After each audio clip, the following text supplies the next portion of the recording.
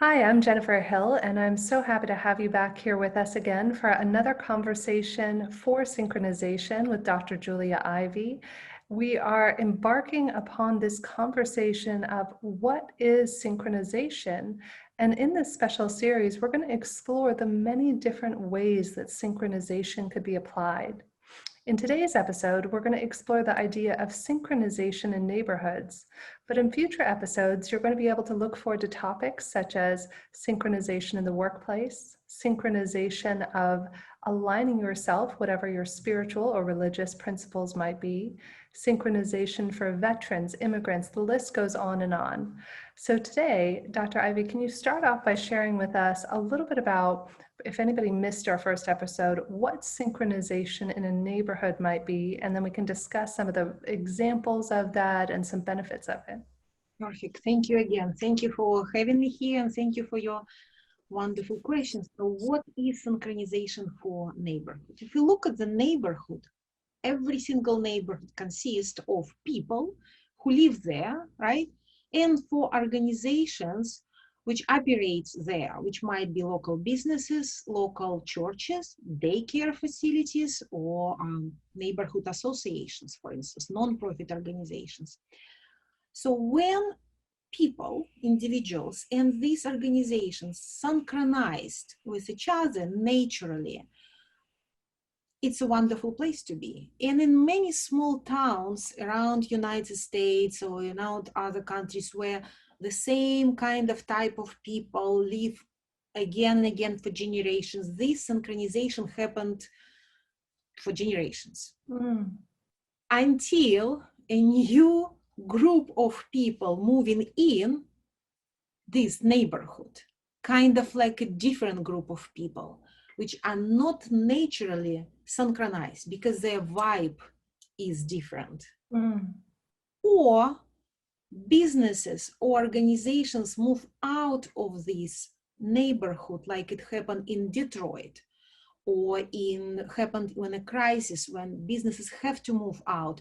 And again, it destroyed synchronization of people who kind of get used to having these organizations which take care about them, and they take care about, each other, and they live in this kind of flawless, move together. And then something destroyed, something happened, and then they don't feel comfortable. Each side don't feel comfortable. Example. May I give you example? Yes, please. I think that's beneficial to always have an example. Thank you so much. And it's urban neighborhoods right now in large cities like New York, LA, Boston, Paris, London. If you look at these urban neighborhoods, they're traditionally immigrants, very much with a very high representation of immigrants, and minority majority. They are often low income or mid to low income, and they're very rich culturally in their own ethnic barbershops, ethnic restaurants, ethnic daycare, ethnic, almost you kind of feel this on the street.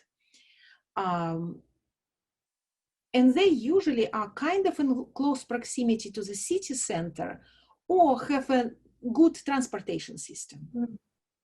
So they existed like this, very well synchronized with their own neighborhoods for years. However, a recent trend is that educated millennials started to enjoy city life. They want to have lower rent and close proximity to the city center. So they started to move to these neighborhoods. And it happens that these two sides of these neighborhoods coexist, but kind of ignore each other.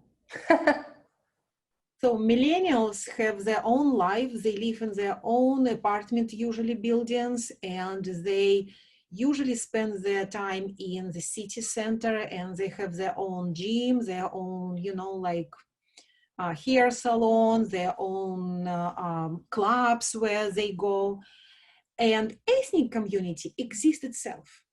Mm. Just imagine how it would be wonderful if they find the way of synchronizing these two groups, because each of these groups have a huge vibe, huge energy source.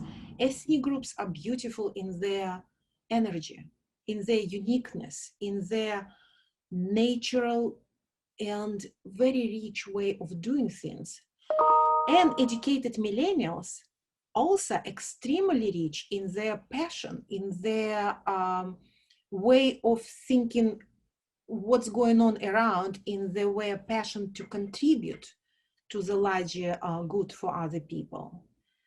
So if we find the way to synchronize them instead of them to live, separately from each other, these neighborhoods will move from low income as they used to be to the neighborhoods with a culturally extremely interesting as a tourist destination, as a business destination. And this ethnic community will find that their businesses actually become very attractive and very profitable. So they go out of this lower income to the higher and higher income. And millennials can contribute to this. If you don't find the way of synchronization, what might happen? Unfortunately, gentrification might happen when these ethnic communities are pushed out of these neighborhoods, which is horrible, which is terrible things for the beauty of these cities and for diversity of our cities. Or even worse scenario, clashes might happen, and we don't want clashes in these neighborhoods. I think what you just brought up, Dr. Ivy, is so important when it comes to synchronization and realizing that there is a way to create what I like to call a win-win. There is a way to have it be a win-win for everybody, where both the local ethnic groups that are there are uplifted, as well as the people who are moving in. And that there's a way to have a symbiosis rather than what I like to call an accidental adversarial relationship between party A and party B. And how you do that is figuring out what matters to party A, what matters to party B, where do those two intersect, and then how can you create a sustainable way to have that be prolonged, not just in a moment, but long term. And one of the reasons I wanted to do this special series with you is I loved talking to you about some of the work that you're doing in East Boston and what's going on with COVID and how that impacted the local business owners and the millennials. Can you tell us a little bit about that before we wrap up today's episode? Absolutely. East Boston is a perfect example of this community, what I just described. The majority of this community is a Latino population, and it's more than 50%. And we have a wonderful here businesses, very locally oriented, and they served the Latino community for years, and it was fine. Recently, millennials started to move in because it's East Boston located only 11 minutes from the city center and financial district with a very reliable train connection. Before COVID happened, these two groups coexisted with almost ignoring each other. So millennials lived in one part of this East Boston community with the front view, with the waterfront and wonderful view on the city, their own restaurant, their own gyms, etc. And Latino community lived more like in the city, in the neighborhoods. When COVID happened, millennials found themselves kind of stuck in this community. First, and second, millennials found more challenging find what to do in the city, but also their career kind of challenges became more challenging, I would say, because of COVID. And finally, the industries they want to grow and they want to show how they are growing started to demand more and more problem-solving skills. And millennials want to have platform to prove that they can do this. Now let's look at another part of this, part B, ethnic businesses. Because of the COVID, Latino population was hit most. This is number one. Number two, these businesses lost their revenue because of this, all the businesses were shut down, but also their traditional clientele don't have enough funds. And they have to find a new way of doing business and maybe become more diverse, not plus to what they traditionally do serving their own community. Maybe these businesses have to kind of look wider and find how they can attract these millennials who are already here and who want to be here and who love diversity to be part of their business model. So millennials, if we talk about synchronization, millennials can contribute to these businesses, making these businesses for themselves. These businesses will change their business model for millennials, and city of Boston can support these two sides with the opportunity for millennials to make their voice sound, and with industry leaders can look at their projects of how they helped these local businesses and ask so these millennials actually can find new amazing solutions for the problems we all face. And businesses, of course, can find their own recalibrated business models. So right now, with the city of Boston mayor office, their group is called the New Urban Mechanics. We together developed this platform where millennials who live already in East Boston or want to live in East Boston would connect with local ethnic businesses and together make their case to shape their space. And then we attract industry partners to evaluate this project and hopefully to help both sides to flourish here. Yeah, I think it's such a wonderful concept that you've created here, is that you have two people who are both struggling with their own similar but dissimilar opportunities. Let's call them opportunities for growth. And, I think that one thing that might trigger some people who are tuning into this episode is you said that the millennials will help the ethnic businesses change. And I know for a lot of us who have gone through this COVID experience in the last 6 months, that idea of, help them change, no more change. And yet for any of us out there who have gone through this experience, no matter where you might be tuning in the world from, all we can all attest to is that things are changing quicker than any of us could have anticipated. And we can either stand like a stick in the mud and be stubborn and say, I'm not going to change. And as somebody who was once a small business owner myself, you have people, you have employees who have families, and you feel accountable for them. You want them to be successful. And so as much as it might pain you to change or to realize that you might have to do things differently, I think any of us out there, when you do it from a place of not judging the other group, like, hey, it's an innovation, it's an idea, it's a collaboration, it's an exchange of an idea. You want to keep the integrity of the ethnic business over here, while simultaneously helping the millennials be self-expressed in a way that can bring them together into this perfect synchronization that allows both to do what they did naturally even better. Absolutely, absolutely. And I studied in my research 600 plus people who tried to synchronize with 160 plus organizations or places, I would say, place to live and work. And I revealed the formula of how this synchronization actually might happen. For analogy, let's look at the professional sport or orchestra. If you look at the professional sport, each player has their own role and they know what they're doing, right? So they are doing their role the best they can, and their talents, they're unique in their role. At the same time, they know what other players do. And it's almost like 1, 2, 3, 4, and each of them move in a different directions. And at the end, they have this success. In the orchestra, one instrument already playing, another one is doing something different, another just starting, another just following. And together we have a wonderful music. So these steps are revealed, the sequence of actions, what will help millennials synchronize with the local businesses. I call this BH, E, G, E, 4 steps, E, D, G, E.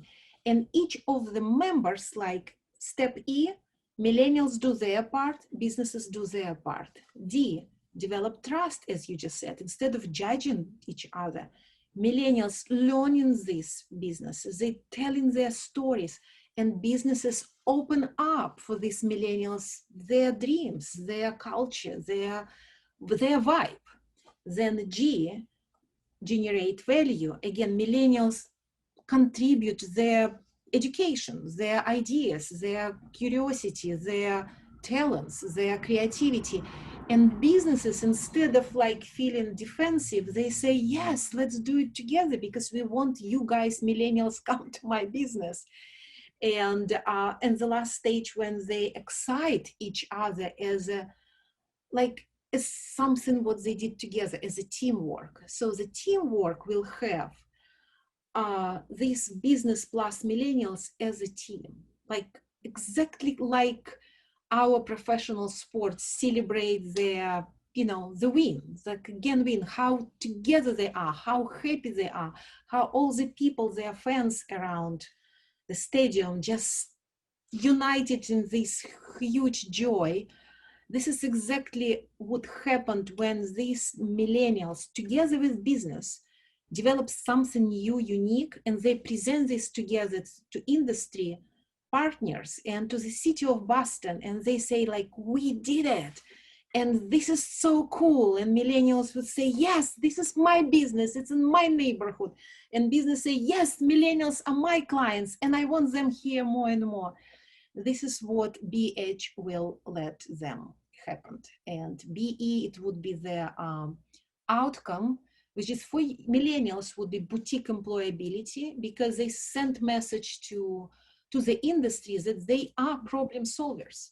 So this restaurant was for them is a project, they prove that it works, but they can keep doing this for other businesses. And business will outreach more and more diverse groups of customers and suppliers and bring them in this restaurant. For instance, the example, one of the local restaurants, which is always served only one culture, very much Latino culture, always. But because of this project, they question, maybe we should do the first Friday of each month Vietnamese cuisine, or maybe first Thursday of each month Middle Eastern cuisine, or maybe Russian cuisine. And they ask these millennials to actually evaluate what other cultures they should bring to this restaurant, how often, and who would be more willing to come. So for millennials, it's a huge joy to make this local restaurant actually so cool, because this is, they need it, they're right here. So this is about synchronization. Yes, I think the underlying theme of all of this, when we're talking about synchronization, for any of you out there pondering how you can bring synchronization, this is not just a conversation about millennials and neighborhoods. As we began this conversation, it's a conversation about looking for, where is synchronization lacking? Where am I looking to desire for the self alone? This is one of my favorite principles that I learned years ago, is if I'm looking at me, I want to survive, take care of me, eventually I'm going to suffer and people around me are going to suffer, because I'm going to be at odds with the people I'm working with or living near. However, if instead you desire to receive for the sake of sharing, the millennials want to receive so that way they can share with the neighborhood restaurants and boutiques. And the restaurants want to receive what the millennials have so that way they can share and expand that vision. And that's what has any business, any human being succeed, is when we desire to receive for the sake of sharing, synchronization occurs. Yes, you said so well. So we are planning right now to launch this Make Your East Boston case competition where millennials would apply and sharing their passion in this or that industry and saying, this is my passion and I want to share this. And I want also to showcase me, right, through helping others. And businesses will share their challenges, their problems they want to be solved, while promising to be open to other point of view than their own. And so we are planning to launch this competition in starting January 1st. And by April, I'm positive we will have interesting stories to tell, similar what 160 stories I already have for businesses, what my clients and students did. But this collection of stories will be East Boston stories. And I hope it will contribute to Envisioning Boston 2030 initiative for the mayor of Boston. And most important, this is people themselves will do it for themselves. It's not anybody will do this. They want to do this for them. And so far we have a huge interest. Yeah, it's about empowering people. It's about empowering the businesses, empowering the millennials, and all comes back to synchronization. So thank you so much, Dr. Ivy, for joining us today to share about this incredible topic and specifically synchronization in neighborhoods. And I invite everybody to tune in for our other episodes that will include many other aspects of synchronization and how you can bring synchronization to your life.